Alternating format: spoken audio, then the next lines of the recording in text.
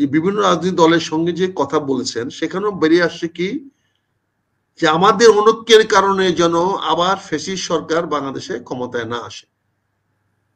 Unai তো বলতেছেন যে উনাদের অনৈক্যের কারণে, উনাদের ব্যর্থতার কারণে কে আসবে? আমি তো বলতেছি না একা। আজকে যে রাজনৈতিক দলগুলোর সঙ্গে কথা বললো সেখানে কি বলছেন, তারা কি স্টেটমেন্ট দিয়েছেন?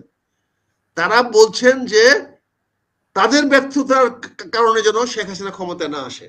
তার মানে ওনারা তো ব্যর্থতা ওনারা অনুধাবন করতে পারছেন, ওনারা ব্যর্থ হচ্ছেন।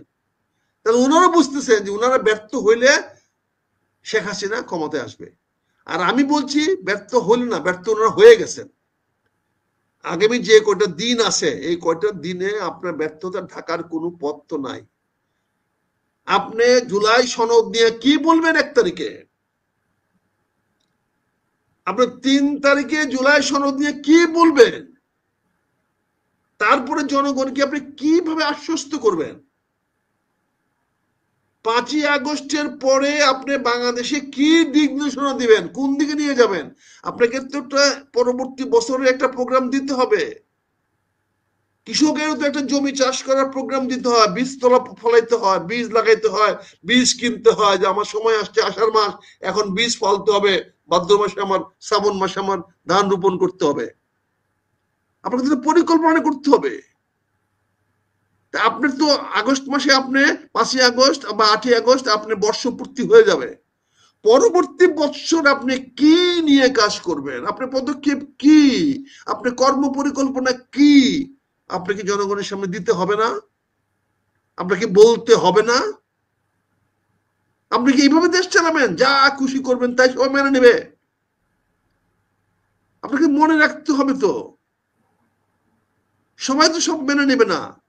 এবং এমন একটা সময় আসে যখন মানুষ, খুব বাংলাদেশে বলে জিদ্দের ভাত কুত্তারে খাওয়ায়, জিদ করে মানুষ নিজের ভাত ফালাই দিয়ে কুকুরকে খাওয়ায়। আমাদের দেশে বলে জিদ্দের ভাত কুকুরকে খাওয়ায়। এমন একটা সময় আসতে পারে মানুষ জিদ আনতে পারে, দেশের কি হবে তখন ভুলে যেতে পারে মানুষ। আর এই সুযোগটা তো ভারত নিবে। মদিনাবাসী নিয়েছে না? মদিনাবাসী আমার রসুলকে মক্কা ফিরে আসার জন্য সাহায্য সহযোগিতা করে নাই? কুফাবাসীরা করে নাই? আগামীতে যদি দিল্লি থেকে যদি শেখ হাসিনা মার্চ করে বাংলাদেশে ঢুকে, আমি কাঁদে কেঁদে বাধা দিব। আমি গোপালগঞ্জে বাধা দিতে পারলাম না, তো ওনাকে বাধা দিব কি দিয়া? উনি যে ওখান থেকে মার্চ করে ঢুকবে না তখন কি করবো আমি? এই জন্য বলছি রাষ্ট্রিকাটা মনে হয় আস্তে আস্তে আর বড় হতেছে। কিন্তু এইবার শেখ হাসিনা ক্ষমতায় আসলে কিন্তু খবর আছে অনেকেরই। এই জন্য আমি আগে থেকে বলছি চলেন তোবা টোবা কাইটা রিকনসিলেশন করিয়া আজকে বলেন। আজকে তো এই বাংলাদেশে এই সরকারের হাত তো রক্ত রঞ্জিত হয়েছে। একবার হত্যা করেছেন গোপালগঞ্জে, আরেকবার হত্যা করেছেন দুর্ঘটনার নামে। মানুষ তো হত্যা হচ্ছে, তাহলে আপনি কি করবেন? এর জবাব কে দিবে? জবাব তো আমার সরকার প্রধানকে দিতে হবে। জবাব তো আমাকে ডক্টর ইউনূস সাহেবকে দিতে হবে। উনি জানি না বললে তো হবে না, আমার কথা কেউ শুনে নাই বললে তো হবে না। উনি কত বড় চিন্তা, অসহায়ের মতো বলছেন আমার কথা কেউ শুনে না, তো এই বলতে হবে না। পুলিশকে দায়ী করলে হবে না। পুলিশকে মানবেন না, পুলিশ হুকুম মানবেন না, পুলিশের নির্দেশকেও মানবেন না, আপনি পুলিশকে দায়ী করবেন, তাহলে পুলিশ আইন শৃঙ্খলা কি করে উন্নত করবে? পুলিশকে মানতে হবে তো। আমরা যত হইচই করি, পুলিশ আসার পর আমার চুপ থাকতে হবে, নাহলে তো হবে না। আমরা সংসদে যখন হইচই করি, হাল্লা গোল্লা করি, তখন স্পিকার যদি দাঁড়ায় যায়, এটা সংসদীয় নিয়ম, তখন সবাইকে বসে যেতে হবে। এটা সারা পৃথিবীতে সংসদীয় রাজনীতিতে মানুষ মেনে আসতেছে। সংসদে যে যত ঝগড়াই করো, হইচই করো, হাল্লাগুল্লা করো, তর্ক বিতর্ক করো, যদি স্পিকার মনে করে যে না এটা নিয়ন্ত্রণে বাইরে চলে যাচ্ছে, তাহলে উনি দাঁড়িয়ে যাবেন। উনি দাঁড়িয়ে গেলে বাকি সবাইকে বসে পড়তে হবে। এটা সংসদীয় নিয়ম। পুলিশ হলো এরকম একটা জিনিস। পুলিশকে লাঠি দিয়ে, অস্ত্র দিয়ে পুলিশদের নিয়ন্ত্রণ না। পুলিশ হলো মান্য। যেখানে যত গন্ডগোল দেখা যাবে সেখানে পুলিশ আসলে চুপ হতে হবে। চোর পুলিশকে দেখে পালাতেই হবে, এটি নিয়ম। চোর পুলিশ পালানোর গল্প জন্ম থেকে শুনে আসতেছি।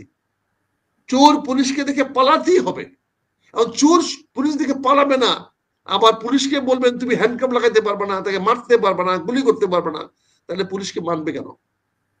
তো এই জায়গাতে আমাদেরকে ব্যালেন্স আনতে হবে, একটা ভারসাম্য আনতে হবে। এখানে পুলিশকে এফেক্টিভ করতে হবে। পুলিশ যেন ক্ষমতার বাইরে না যায়, ক্ষমতা বহির্ভূত কাজ করতে না পারে, পুলিশ যেন দুর্নীতি না করতে পারে, এটা যেমন দেখতে হবে, একইভাবে পুলিশ যাতে সমাজকে, রাষ্ট্রকে, জনগণকে নিয়ন্ত্রণ করতে পারে, সেই জন্য পুলিশকে যথার্থ ক্ষমতা দিতে হবে। এর বাইরে গেলে তো হবে না। বিচার ব্যবস্থা কায়েম করতে হবে, বিচারককে শাস্তি দেওয়ার মতো স্বাধীনতা দিতে হবে। বিচারকের চাপ সৃষ্টি করে বিচার করা যাবে না, বিচারালয়ে হইচই করে বিচারককে বাধ্য করা যাবে না তার রায় তার পক্ষে নিতে। আজকে আমরা দেখছি হাইকোর্টে খুনের আসামিকেও জামিন দিয়ে দেওয়া হচ্ছে, এটা তো ঠিক না। এটা তো আদালতের ভাবমূর্তি নষ্ট হচ্ছে। আদালতের প্রতি মানুষের শ্রদ্ধাবোধ, আদালতের প্রতি মানুষের যে মান্যতা, এটা নষ্ট হয়ে যাচ্ছে। আদালতকে আপনি কার্যকর করতে হবে, আদালতের হুকুম শিরোধার্য করতে হবে, আদালত যেটা বলবে সেটাকে রাষ্ট্রের সবাইকে মানতে হবে, প্রধানমন্ত্রী থেকে নিয়ে ডাউন টু সাধারণ মানুষ সবাইকে বিচারালয়ের আদালতের রায় মানতে হবে। এটা যদি করতে না পারেন তাহলে সমাজ, দেশ, রাষ্ট্র বাঁচাইতে পারবেন না। আমাদের সর্বশক্তি দিয়ে গৃহযুদ্ধকে ঠেকাইতে হবে। কিন্তু আজকে সরকার যেভাবে পদক্ষেপ নিচ্ছে, এই গৃহযুদ্ধ ছাড়া এখানে এটা কিভাবে সমাধান করবেন? আপনি দেখেন পরশুদিন কেন, কি কারণে 4টি রাজনৈতিক দলের নেতাকে যমুনাতে ডাকা হলো, তাও রাতের 9টার সময়। আমরা কোনো কারণ জানি না, কিছু জানি না, কিন্তু টেলিভিশনে দেখলাম, টেলিভিশনের ছবিতে দেখলাম, ভিডিওতে দেখলাম যে ওনারা খুব হাসি তামাশা করতেছেন, খুব খাওয়া দাওয়া করতেছেন, খুব আরাম আয়েশে আছেন। যেদিন আমার দেশের 32টি ছেলে, মেয়ে, ছাত্র, নিষ্পাপ শিশু নিহত হয়েছেন একটা দুর্ঘটনার কবলে পড়ে, সেদিন দেখলাম 4টি বড় রাজনৈতিক দলকে নিয়ে এসে ওনারা হাসি তামাশা করতেছেন। তাহলে এই হাসি তামাশা গৃহযুদ্ধ ছাড়া থামাবেন কেমনে? জাতীয় শোক দিবস ছিল ওই দিন, এবং সেদিন জাতীয় শোক দিবস ছিল, আপনি ঠিকই বলেছেন। তাহলে এই যে হাসি তামাশা যারা করলেন তাদেরকে দায়বদ্ধ কেমনে করবেন গৃহযুদ্ধ ছাড়া? এখানে গৃহযুদ্ধ ছাড়া কি বিকল্প আছে তাদের হাসি তামাশার জবাব দেওয়ার? সেখানে শোক প্রস্তাব আনেন নাই, এই বাচ্চারা যে মারা গেল তার জন্য কোনো শোক প্রস্তাব আনেন নাই, কোনো মনোনীত করেন নাই।